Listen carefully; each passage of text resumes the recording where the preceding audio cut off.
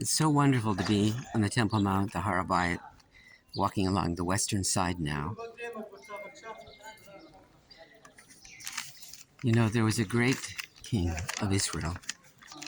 His name was Hezekiah in English. And he wanted to refurbish the temple on his watch, restore the services. He said to the Levites, "Hear me, O Levites, sanctify yourselves now, and sanctify the temple of Hashem, God of your fathers, removing all the contamination from the sanctuary. My sons, do not be negligent, for Hashem has chosen you to stand before him to serve him and to burn incense." He commanded them, get yourself prepared for the services. Prepare, because I'm going to restore the temple. And Ezekiel, the great king, had another great idea. It was just before the northern tribes were exiled. And the door had actually opened for them to come to Yehuda, the kingdom of Judah. So he sent them letters, thinking maybe I can reunite the tribes of Israel. And Ezekiel sent word to all Israel and Judah, and also wrote letters to Ephraim and Manasseh to come to the house of Hashem in Jerusalem to perform the Pesach offering to Hashem, the God of Israel. Some people from Asher, Manasseh, and Zebulun humbled themselves and came to Jerusalem. For a multitude of the people, many from Ephraim, Manasseh, Issachar, Zebulun, had not purified themselves, and they still ate from the Pesach sacrifice, not as it's written. It's a very serious offense.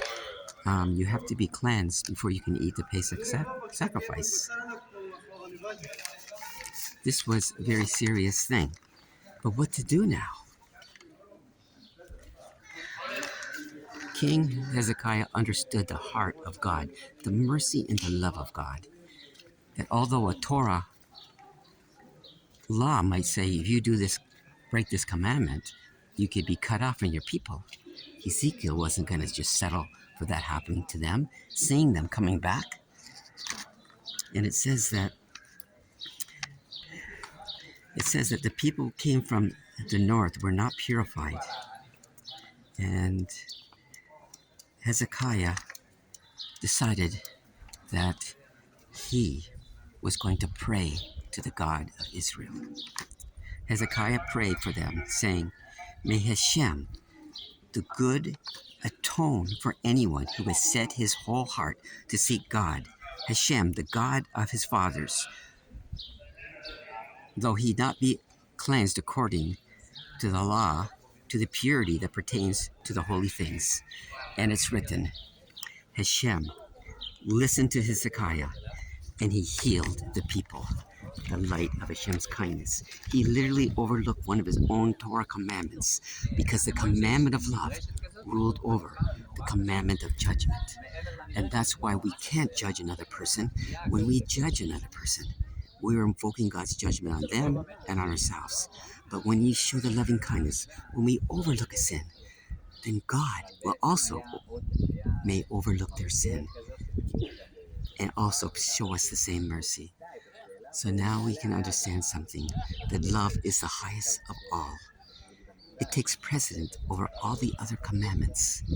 So understand that when the Jews were returning to the land of Israel, God was showing them mercy. People said, oh, they're not following Hashem. But they were coming back to Hashem. And Hashem was kind to them.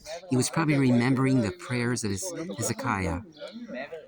So may Hashem bring us all back home in his love and gather on all the tribes. And although the tribes of Israel are eventually all exiled, they are coming back because God is not going to look at their sin.